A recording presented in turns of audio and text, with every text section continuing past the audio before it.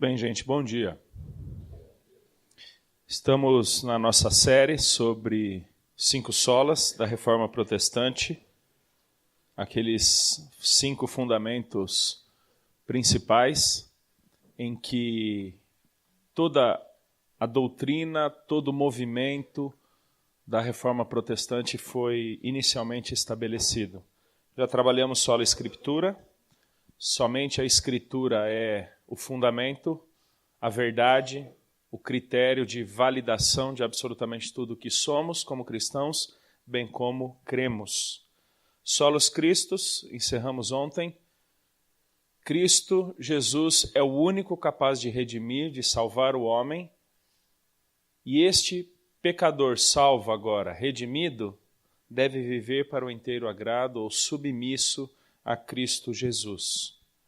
Aí nós temos sola gratia e sola fide. E os dois estão intrinsecamente juntos. Na verdade, quando nós pensamos no sola fide e no sola gratia, na verdade estamos lidando com o conceito da justificação. O que torna o homem justo ou digno ou aceito diante de Deus?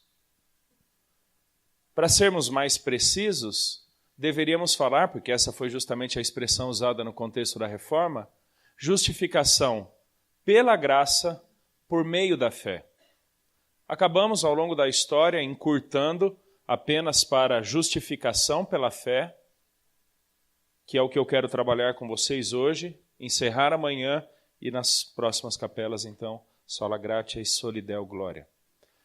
O sola fide foi proposto num contexto em que existia todo um sistema montado pela Igreja Católica para que esse indivíduo, esse pecador, que a Idade Média fez questão de dizer que ele estava perdido, ele estava condenado, ele foi bastante massacrado, ele era totalmente distante de Deus, ele não poderia se achegar por ele mesmo até Deus, até a igreja, então, criar todo um sistema meritório em que o indivíduo construía a sua salvação. É importante a gente entender que na teologia católica há uma diferença entre justificação e salvação. O conceito de justificação, o católico ele vai dizer que sim, a justificação é pela fé, mas não somente pela fé. Porque é no sacramento do batismo que Deus infunde a graça da justificação. Diferentemente da teologia reformada, na teologia protestante, de que a justificação é uma imputação. Qual é a diferença? Imputação é tornar alguém totalmente participante de um algo, no caso a justiça, por causa dos méritos de alguém, no caso Cristo. No entanto, na Igreja Católica, a justificação ela é derramada, infundida apenas parcialmente na vida do fiel quando este é batizado. Por isso, na doutrina católica, e quase todo mundo aqui deve ter passado por isso, especialmente aqueles que vieram de uma tradição católica, que a criança ela é batizada logo nos seus primeiros dias de vida e aquela roupinha que a criança usa quando ela sai da maternidade, do hospital, que é a menorzinha, né? Porque a criança é bem pequenininha, chama-se pagãozinho. Aquela roupinha hoje já não se chama mais, né? Usa-se body. Mas alguns usam até mais velhos, né? O pagãozinho é a qualificação daquele indivíduo como perdido, como condenado, como injusto, como ímpio, até o seu batismo. Porque no momento do batismo, então, aquele indivíduo pecador é tornado justo. Então não é apenas por meio da fé. E ao longo de toda a tradição católica aí, eles estabeleceram penitências, participação em sacramentos como o batismo, a própria ceia, também chamada de Eucaristia, a prática de orações, jejuns, esmolas, peregrinações, a veneração de relíquias, que nada mais era do que alguns objetos que a Igreja Católica dizia terem sido pertencidos ao longo da sua história a pessoas importantes, a santos, a teólogos, a pais da Igreja, que então, se o fiel venerasse aquelas relíquias, tendo-as por santas ou ministradoras de graça, eles então seriam tidos por justos diante de Deus, participação em missas, bem como indulgências. As indulgências foram aquele ponto de tensão principal de Martinho Lutero, quando, a partir de 1511, Lutero ele vai passar um período em Roma e ele toma contato, a convite do Papa, ele toma contato com toda a idolatria católica ali em Roma. Ele é um alemão, ele está em Wittenberg, e ele percebe que é uma cristandade extremamente ritualística, idólatra, mas em nada vivenciando realmente a sua fé. E aquilo choca muito, toda aquela idolatria. Em 1512 ele volta para Wittenberg ali, e ele então recebe o seu doutorado na Universidade de Wittenberg, e com isso ele ganha o direito de poder ensinar livremente ali em Wittenberg. Que é quando então, em 1513, ele começa todo um processo de estudo de alguns livros bíblicos para poder ensinar Salmos, Gálatas e Romanos. E esse estudo, especialmente de Gálatas e Romanos, cai como uma bomba na cabeça, no coração de Lutero, quando ele então vai entender que toda aquela idolatria, toda aquela religiosidade está simplesmente fora da Escritura Sagrada. Aquilo não era o Evangelho. Aquilo não expressava ou não designava o em que consistia a justiça de uma pessoa diante de Deus, de um pecador diante de Deus.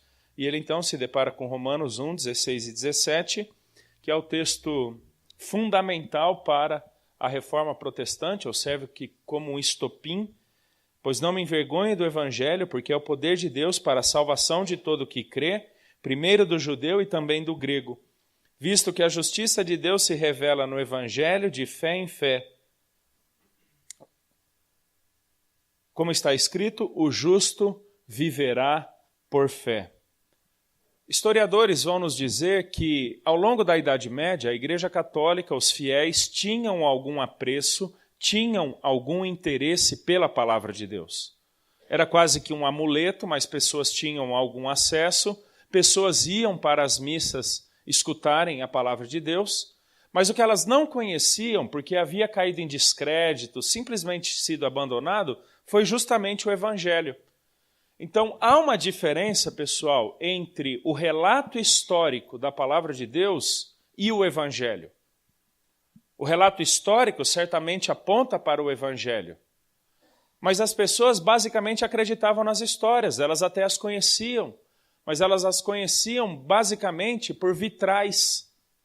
Os vitrais foram chamados por Lutero como a Bíblia dos pobres, porque eles eram ignorantes, eles não sabiam ler, eles não tinham acesso pessoal à palavra de Deus. Então, o que eles conheciam de Bíblia era pelas imagens feitas ali nos vitrais e as histórias que se contavam daquilo. Então, quando Lutero se depara aqui com Romanos 1, ele tem uma profunda crise, e isso perdura durante algum tempo, entre a justiça humana e a justiça divina. E, na verdade, pela ausência de uma justiça humana inata a ele, este indivíduo ele está totalmente condenado, ele está perdido, ele está totalmente separado de Deus. E não há nada que ele possa fazer por ele mesmo para então se aproximar diante de Deus, para ser aceito por Deus, a não ser que a justiça do Evangelho sobrevenha àquele pecador. E é então que a gente precisa entender o que Lutero disse quando ele fala: pela fé em Cristo, portanto, a justiça de Cristo se torna nossa justiça, e com ela é nosso tudo que é de Cristo. Sim, Ele próprio torna-se nosso. Eu diria que a discussão do sola fide é igualmente importante para nós, porque na virada da década de 90, 1990 para cá, nós vimos um crescimento muito assustador do evangelicalismo brasileiro. Pipocamento de igrejas, a própria cultura pop, a cultura pós-moderna, os não cristãos começam a incorporar na sua linguagem termos que eram nossos, dos cristãos. Estou falando que esses termos eram necessariamente corretos, mas as novelas começaram a incorporar nos diálogos de personagens frases evangélicas, para que houvesse uma comunicação, uma certa empatia ou um ponto de contato com aquele grupo que estava crescendo assustadoramente. Se você for daqui do seminário até a cidade de Atibaia, aqui por dentro, pelo Jardim Imperial, pelos Cerejeiras, você encontrará quase 15 igrejas no trajeto de menos de 3 quilômetros. É até trágico. Alguns bairros em São Paulo existem igrejas, uma ao lado da outra, ou uma de frente para a outra, pela quantidade de igreja, pelo crescimento do número de evangélicos. E você que já teve a oportunidade recente de compartilhar a sua fé com Jesus, fé em Jesus com alguém, você deve ter percebido que essa pessoa já traz todo um imaginário do que é ser evangélico. Ela já traz todo um conceito, que é basicamente aquele evangelho da televisão. E aquilo não é evangelho. Então você primeiramente tem que desconstruir para então reconstruir. Eu às vezes me vejo, quando eu partilho da fé em Cristo com alguém, tendo que dizer mais o que eu não sou, o que não é o evangelho, para então dizer o que é o evangelho da graça de Deus em Cristo Jesus. Essas igrejas, Universal, aquele do Agenor Duque, Plenitude do Trono de Deus, isso não é igreja, isso não é cristianismo, isso não é evangelho. Internacional da Graça, muitas vezes tem alguma coisa interessante, mas quando você vai ver mais a fundo, não é evangelho. Agora, pessoal, o fato de mencionar textos bíblicos não torna necessariamente alguém crédulo em Cristo Jesus. Porque esse evangelho é o poder de Deus para a salvação de todo aquele que crê. As pessoas na Idade Média tinham algum conhecimento de Deus, tinham algum conhecimento de Cristo, mas não necessariamente os efeitos transformadores e salvíficos do evangelho. Então eu vejo toda essa cristandade evangélica brasileira, muitos deles têm noções do evangelho, têm noções da história de Cristo. Eventualmente até acreditam na historicidade de Cristo, mas não necessariamente no efeito transformador ou salvador do evangelho, que é justamente a nossa participação pessoal na justiça de Cristo Jesus. Às vezes eu vejo que as pessoas não sabem o que é o evangelho. Eu costumo dizer que existe a gramática do evangelho e existe a crença no evangelho. O que é o evangelho? Paulo vai falar lá em Colossenses, capítulo 1, verso 5, a respeito da realidade do cristão que é participante da esperança, da fé e do amor. Ele vai dizer: por causa da esperança que vos está preservada nos céus, na qual antes ouvistes pela palavra da verdade do evangelho, que chegou até vós, como também todo mundo está produzindo fruto e crescendo, tal acontece entre vós desde o dia em que ouvistes e entendestes a graça de Deus na verdade. O evangelho é a verdade. É por isso que há um único caminho entre Deus e o homem. É por isso que ninguém é salvo ou justificado à parte do evangelho, porque ele é a verdade de Deus. Efésios 1,13, em quem também vós, depois que ouvistes a palavra da verdade, o evangelho da vossa salvação, tende nele também crido, fostes selados com o Santo Espírito da promessa. E então Lucas, capítulo 2, verso 8 ao verso 14. Havia naquela mesma região pastores que viviam nos campos e guardavam o seu rebanho durante as vigílias da noite, e um anjo do Senhor desceu aonde eles estavam, e a glória do Senhor brilhou ao redor deles. E ficaram tomados de grande temor. O anjo, porém, lhes disse: não temais, eis aqui vos trago boa nova de grande alegria, que o será para todo o povo, é que hoje vos nasceu na cidade de Davi o Salvador, que é Cristo o Senhor. Poderíamos continuar lendo tantos outros textos, João 3,16, que é bastante conhecido, que fala que a resolução da condição de condenação do homem encontra-se em Cristo Jesus. 1 Coríntios capítulo 15, verso 1 a 4, irmãos, venho vos lembrar o evangelho que vos anunciei. E no verso 3, que é o evangelho, que Cristo morreu pelos nossos pecados. Martinho Lutero vai dizer que o evangelho é Cristo, porque ele é a boa nova de Deus. Ele é a mensagem que o anjo trouxe àqueles pastores e que surge para a resolução da condenação do pecador. Cristo é o evangelho.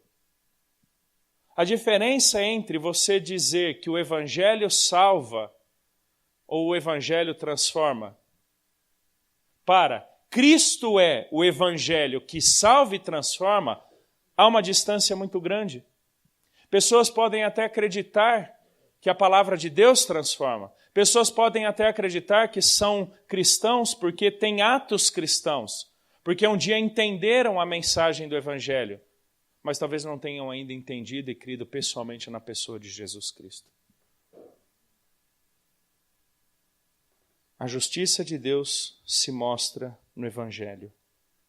E é esse Evangelho que é crido e desenvolvido por meio da fé. O que quer dizer o justo viverá por fé, ali no contexto de Romanos capítulo 1? De que a fé é o meio pelo qual nós nos apropriamos da pessoa de Cristo e da sua justiça. Fé, pessoal, é crer, fé é confiar, que implica independência, e fé é comprometimento. Crença na veracidade da informação, crença na historicidade da informação, confiança no sentido da suficiência deste ato, na suficiência desta pessoa. Você pode eventualmente entender a gramática do Evangelho. Cristo morreu pelos seus pecados e ressuscitou ao terceiro dia. Gramaticalmente, você não precisa ser salvo para entender o Evangelho. Gramaticalmente, o sujeito, o verbo e o predicado, você não precisa de uma iluminação ou revelação extraordinária para entender que alguém chamado Cristo morreu a favor de pecadores. Mas há uma profunda distância entre a nossa noção gramatical do Evangelho e a nossa crença pessoal no Evangelho. É quando, então, por meio da fé, você se apropria do Evangelho, como Lutero vai dizer, Cristo, Ele próprio, torna-se nosso. É uma relação pessoal, é uma relação de dependência, é uma relação de nova identidade, de nova realidade, de novo status, de nova posição. Não é simplesmente um saber sobre Cristo, que embora você não tenha mais vitrais, você pode ler a história dele nos evangelhos, mas nem por isso tratar pessoalmente daquela informação. O que mais me assusta no evangelicalismo brasileiro é que pessoas muitas vezes são capazes de dizer que Cristo é o Senhor, sem nunca terem entendido em suas vidas o que Ele fez para tornar-se Senhor da vida delas. Eles podem dizer que Cristo é o único que perdoa pecados, mas nunca terem, por meio da fé, se apropriado dos efeitos da cruz de Cristo. São pessoas que talvez cresceram na igreja, são pessoas que talvez leram livros de teologia. Por causa de uma matéria do doutorado, estou tendo que ler muito sobre ministério pastoral e pregação. É impressionante como desde o século XVI, muitos puritanos alertavam para o fato de pastores pregarem semana após semana nos púlpitos de suas igrejas, mas nunca terem sido impactados pelo Evangelho de Cristo Jesus. São capazes de falar do Evangelho, mas eles próprios nunca perceberam esse poder salvador, esse poder transformador do Evangelho. Queridos, saibam que isso é possível. Isso é possível. Porque o teu conhecimento cognitivo não é sinônimo de crença, de aceitação, de apropriação do próprio Cristo. Passa pelo intelecto, certamente, passa pela compreensão, mas é apropriado por meio da fé. Então, quando nós pensamos na justificação pela fé, é de que não existe absolutamente nada que possamos fazer por nós mesmos para merecermos o que Cristo fez por nós, mas é pelo, entre aspas, simples depósito da minha fé nele e em seu sacrifício que então eu sou feito justo diante de Deus. Crença, convicção, entendimento. Não conforme a lógica humana que tenta atribuir sentido a coisas, mas conforme a sua própria loucura. Lembra das coisas loucas do mundo? Que Deus torna a sabedoria do mundo louca? Não é conforme a lógica humana, é conforme a lógica de Deus. Porque se você não entende a lógica de Deus, você vai chamar Deus de injusto, porque ele salva este e não aquele. Nós vamos lidar com um pouquinho disso amanhã.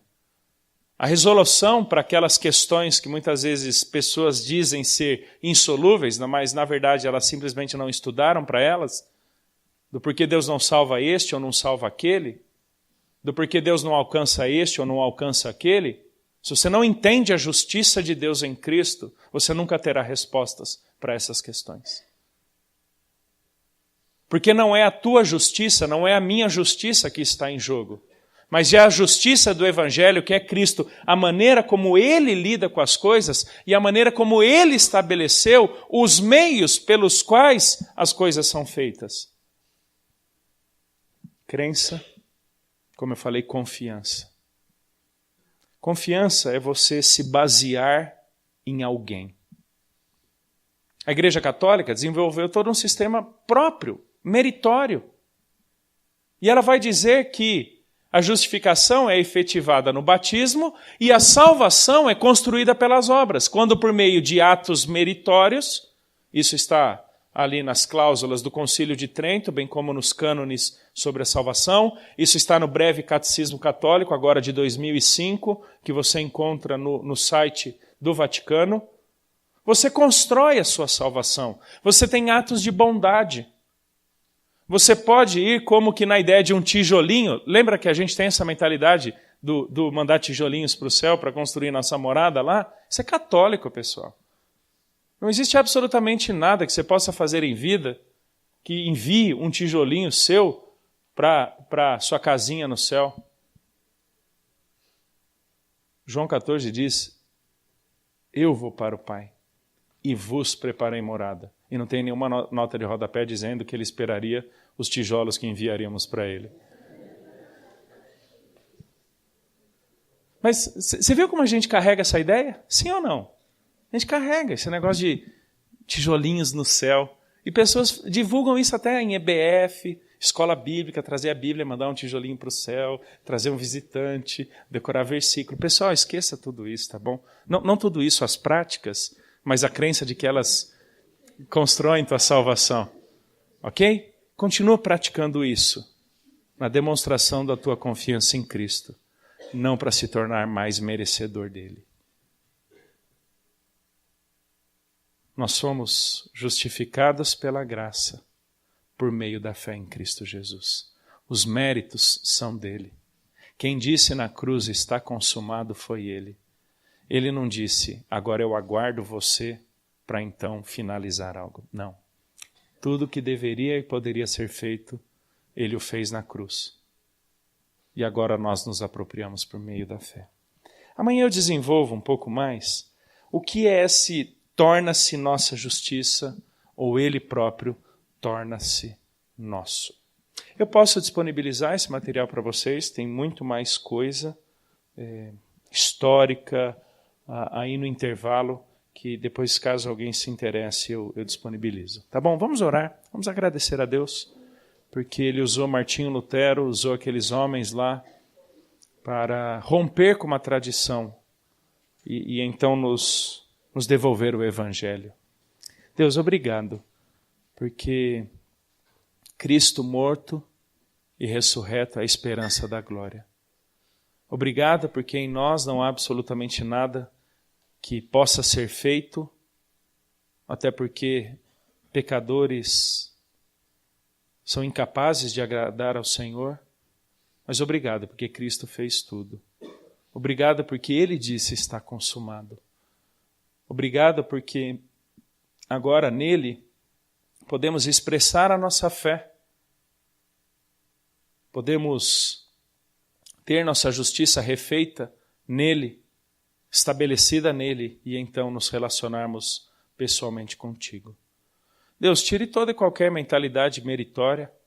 Se há porventura alguém aqui que lê a sua Bíblia, faz a sua oração, ou busca a santidade como formas de construir a justiça diante do Senhor, ou de construir uma futura salvação, que o Senhor faça essas pessoas entenderem de que a justiça delas já foi refeita em Cristo e não há absolutamente nada que possam fazer para merecer essa justiça. E então, na liberdade que ganharam em Cristo, se deleitem nele. E entendam que Ele lhes basta. Nos dê um bom dia, Pai. Amém.